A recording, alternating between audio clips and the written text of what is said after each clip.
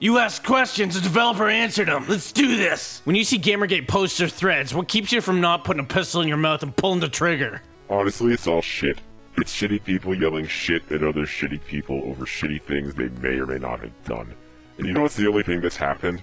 It's prevented a lot of honest, hard-working game developers from getting shit done.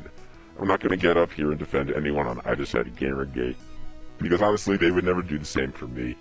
They'd all throw me under a bus and never look back. I've watched as Gamergate scrambles desperately to find any sense of coherence in their argument, and some of the most well-known SJWs come ironically close to being removed from public spaces due to breaking anti-harassment policies. It's a shit show on all sides, and I love watching it. Where's my fucking popcorn? Best way to get started developing with no prior knowledge of anything? A pack of index cards and a Sharpie marker. Seriously, you can make a game for about $3 if you plan it right. Then go play with your friends, have them critique the living shit out of it, and go back and iterate. Cut the cards that suck. Make new cards that are better. Fudge some rules, test it again. Within a week or two, you'll have yourself a solid prototype. I don't think this means you have to make some CCG or Dominion type card game.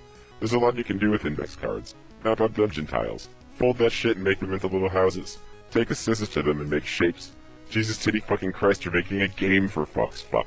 You can't make a game fun if you're not having fun making games. What's your opinion on Twitch and the Let's Play scene in general? Do you have a problem with other people actually wanting to watch someone else play video games? I love Let's Plays, Twitch, YouTubers, streamers. Heck, I encourage people to stream my games whether they're shit or not.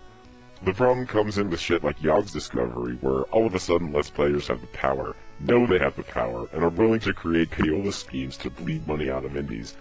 Fuck you. Either play my game or don't. You're already making 1,000 times more a year than I am. You need to buy another Mercedes? Blow me. I need to eat. I think streamers need to tread carefully in 2015 and beyond as developers, big developers especially, are going to start asking them for a cut, which means signing contracts per game, which means lawyers, which eventually means lawsuits, or at the very least, Streamergate.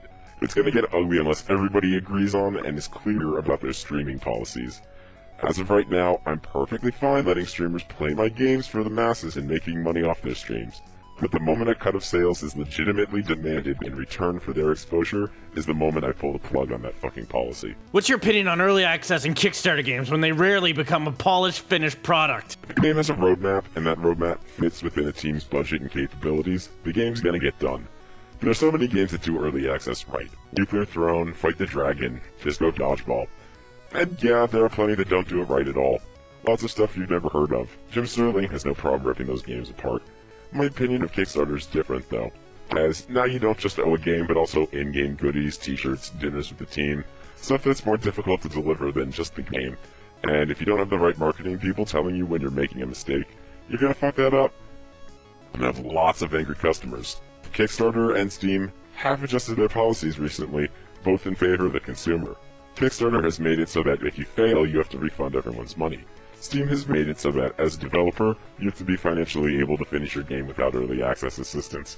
These are policies I don't entirely agree with. Investment in any form, whether it's angel, VC, or crowdfunding, is gambling. It's a risk. It's a risk that, as a consumer, you have to be willing to take if you want that product before it's done, or before it even exists. You have to take the risk that maybe you won't get those extra goodies you paid for, because the team didn't quite plan right, and had to put in $1,000 of their own money at the last hour just to make the campaign successful. Plus, if a team fails, it's probably a year or more down the line from the campaign, and that money's long fucking gone. I don't know anyone who raises several $1,000s in crowdfunding and then doesn't use it. It's very, very difficult for indies to find money, especially unproven indies. If they have a plan for how to use early access to keep the lights on, they have the right to use early access to keep the lights on. We get hungry just like AAA developers. The difference is that we don't have a steady paycheck to pay for our sandwiches.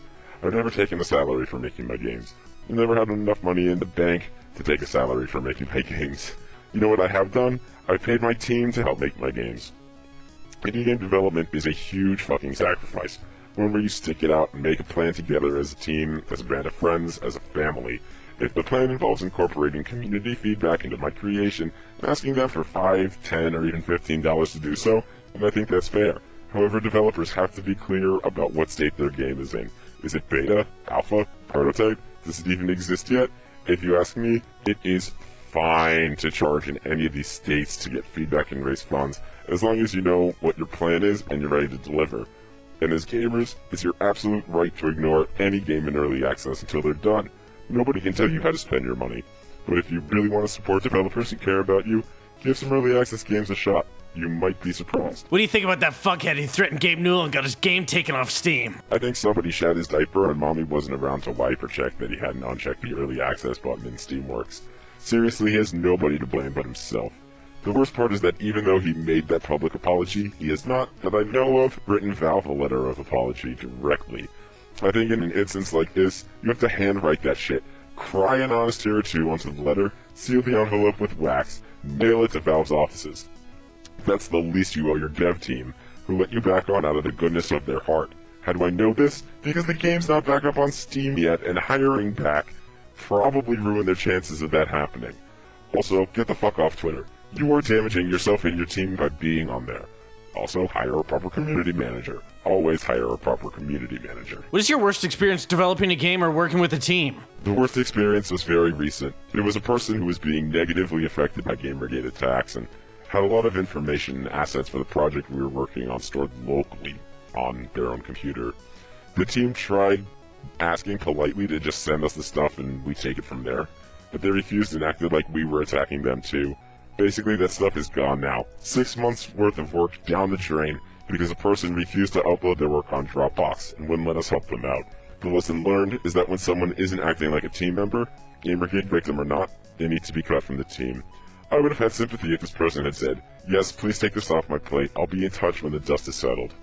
If you want to make it as an indie, you need to know that your team, your friends, your family have got your back. Even in the worst of times, there is a difference between personal and business. It's when people blur those lines to negative effect is when shit hits the fan. So basically, fuck Gamergate for setting my game back 6 months, and fuck that person for not being able to close Twitter for 10 minutes and dropping a few files on the cloud.